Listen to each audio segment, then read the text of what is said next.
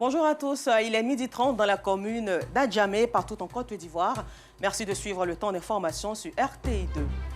La Côte d'Ivoire est en marche et tout bouge, main du côté de la commune d'Adjamé. La dégradation de la voie du quartier Mosquée au carrefour à Tekoubé inquiète automobilistes, motocyclistes et piétons. Ils espèrent en une solution.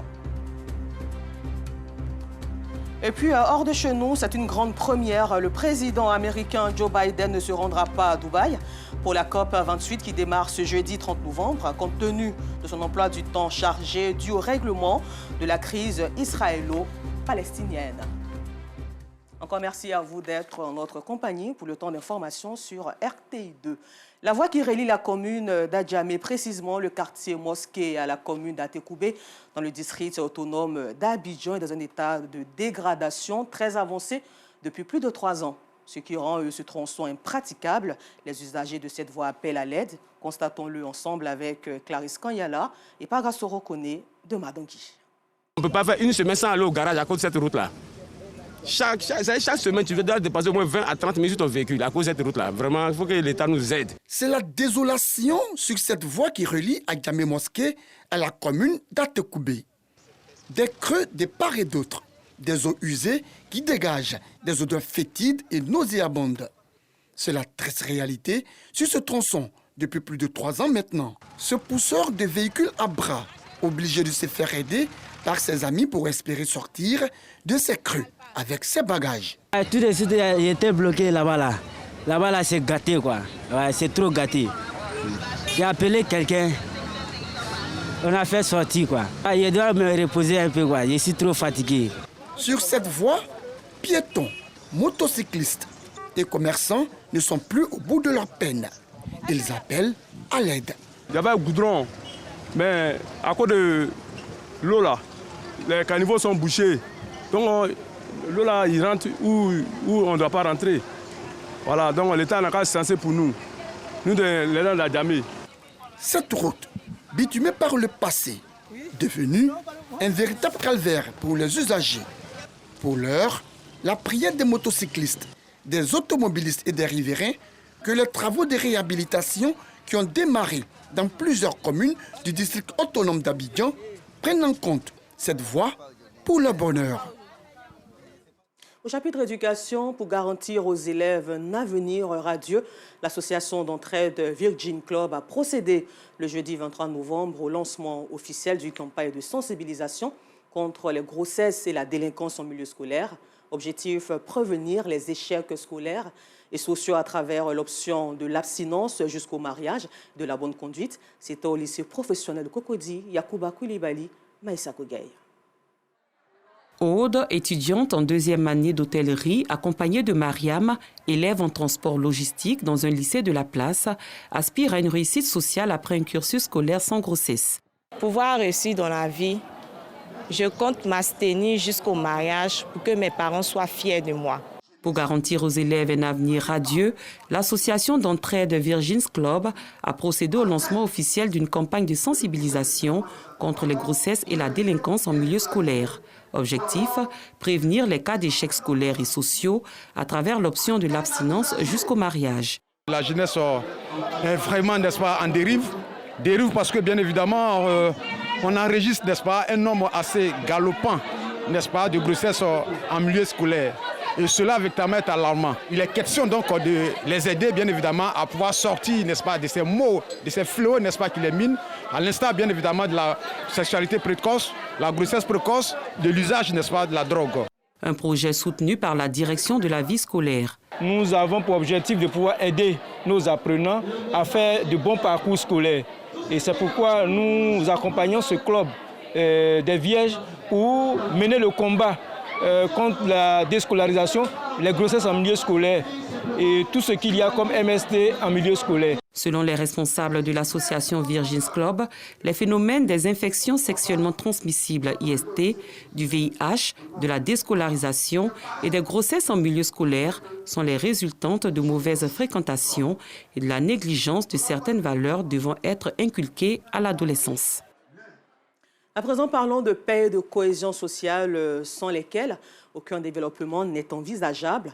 À cet effet, donc, l'Association des élus et cadres du Grand Centre, ACCD, en tournée de sensibilisation pour la cohésion sociale et la paix en Côte d'Ivoire, a posé ses valises à Ferkessédougou.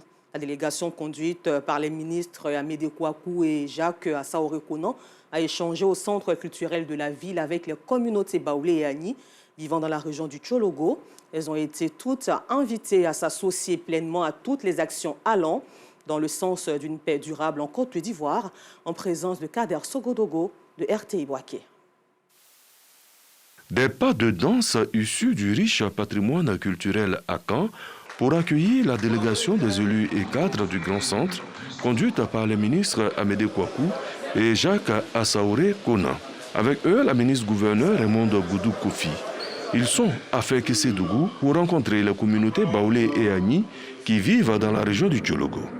Après les civilités qui respectent les us et coutumes akan, place au vif du sujet, la quête perpétuelle de la paix et de la cohésion sociale. Des communautés qui d'ailleurs se sentent heureuses dans leur région d'accueil. Nous n'avons jamais eu de problème avec nos frères qui sont au nord ici. Ils nous ont bien accueillis. Nous vivons en parfaite harmonie. Chacun vaque à ses occupations. Ce que les différents ministres nous ont prodigué comme conseil nous va droit au cœur. D'autant plus que nous avons quitté chez nous pour venir au nord. Il faille que nous vivions en parfaite harmonie avec les autochtones. Et le message qui nous a été lancé, je pense que c'est un meilleur message de développement, un message de paix. Elles sont invitées à cultiver la paix, le vivre ensemble, des valeurs de cohésion indispensables au développement de la Côte d'Ivoire. Le peuple Baoulé et Agni sont les peuples de paix. Ils nous ont même témoigné que la cohésion est parfaite avec leurs parents de Ferké et nous nous repartons heureux. Moi, je suis élu dans le Logibwa. Le Logibwa, c'est les Dida. Les Baoulé et Agni sont installés à Ferké. C'est les terres des Sénoufos et des Malinké. Et c'est ça, la Côte d'Ivoire. Après Ferkessédougou et le Tchologo, la délégation des élus et cadres du Grand Centre va visiter d'autres localités. La lettre et l'esprit ne changeront pas. La cohésion sociale. Retour à Abidjan ici où la Fédération ivoirienne des petites et moyennes entreprises a procédé au lancement officiel de la 9e édition des Journées nationales promotionnelles des petites et moyennes entreprises tenues les 24, 25 et 26 novembre à Cocody. Mettre en lumière les avantages de la franchise qui est un modèle de développement pour les PME pour le commerce international était l'objectif principal de cette rencontre. Yacouba Koulibaly et Assis Tondiara y étaient. Jocelyne Betty, après sa formation professionnelle, est en quête d'emploi.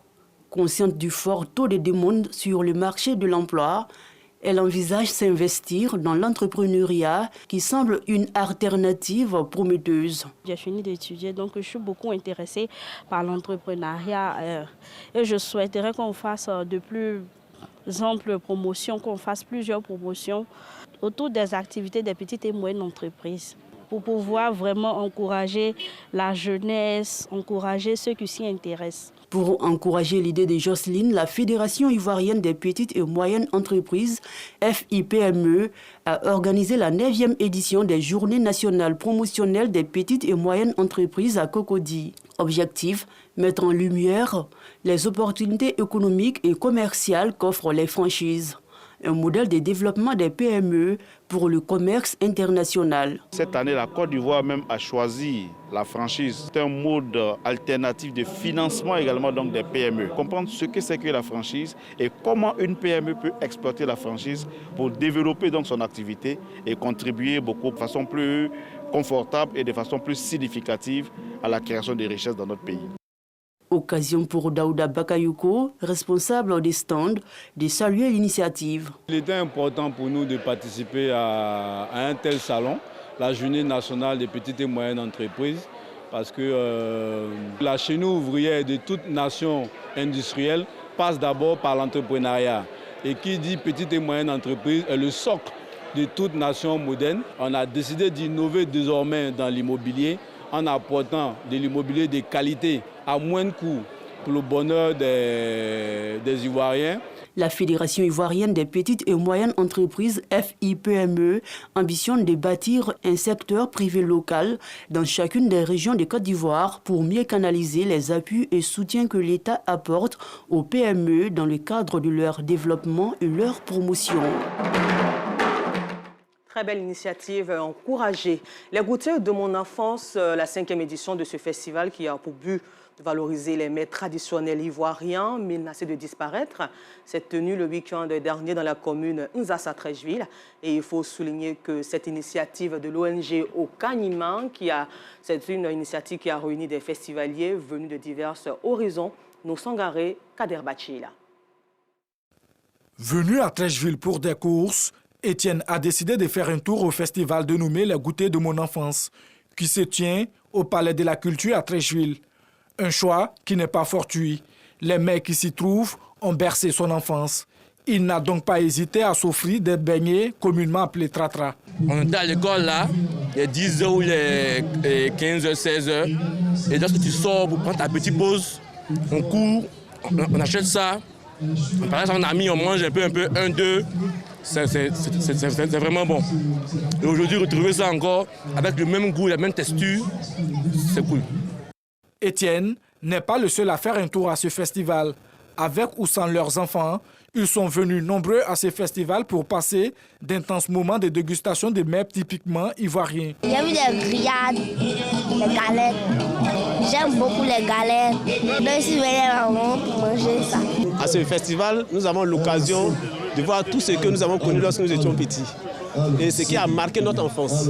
Et ce sont des mets qui nous ont permis vraiment de grandir, vraiment dans la sérénité. À ce festival, plus d'une vingtaine d'exposants proposent une variété de mets. Je propose du claclo huile rouge, fait à base de farine de riz, du piment et puis de l'oignon. On propose des allers-retours. Avant on appelait aller-retour, mais maintenant on appelle ça galette jaune. Ce sont des beignets faits à base de farine et de colorant jaune. Colorant alimentaire, précisément du curcuma. C'est naturel et c'est très bon pour la santé. En plus de ça, on ajoute les vermicelles et une pâte de poisson. Le festival Les Goûters de mon enfance a pour but de valoriser les mets traditionnels ivoiriens qui tendent à disparaître. Ce sont les mamans qui confectionnent ces mets et elles le font à partir d'un savoir-faire qui se transmet. Et aujourd'hui, vu qu'il y a cette méconnaissance par les plus jeunes des goûters de nos régions, le thème de cette édition a porté sur la transmission du savoir-faire. Parce que si nos produits, si nos mets doivent se pérenniser, il faut que ce transfert-là se fasse d'une génération à une autre. Pour la pérennisation de ce festival, les organisateurs peuvent compter sur le soutien du ministère du Tourisme. C'est un plaisir pour le ministère d'accompagner ce type d'événement et surtout de permettre à l'événement d'avancer et de faire rayonner, on va dire, la gastronomie de notre pays. Le festival Les Goûters de mon enfance est à sa 5e édition. C'est une initiative de l'ONG Kanyeme.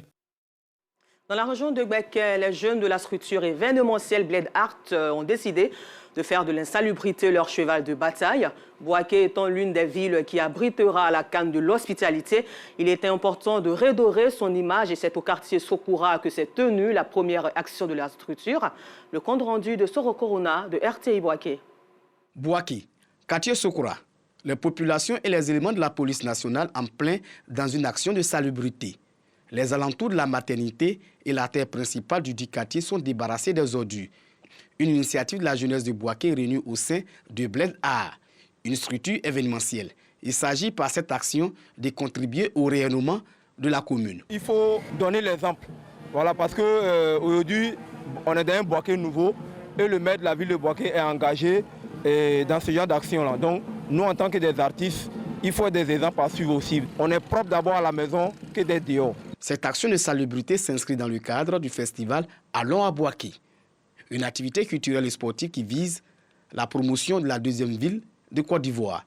Ça pour dire à la population aujourd'hui, tout le monde est imprégné, que ce soit la police, que ce soit la gendarmerie. Ce matin, nous avons été accompagnés par la police nationale. D'autres activités sont prévues par la structure événementielle pour un Bouaké nouveau et le développement durable de la ville.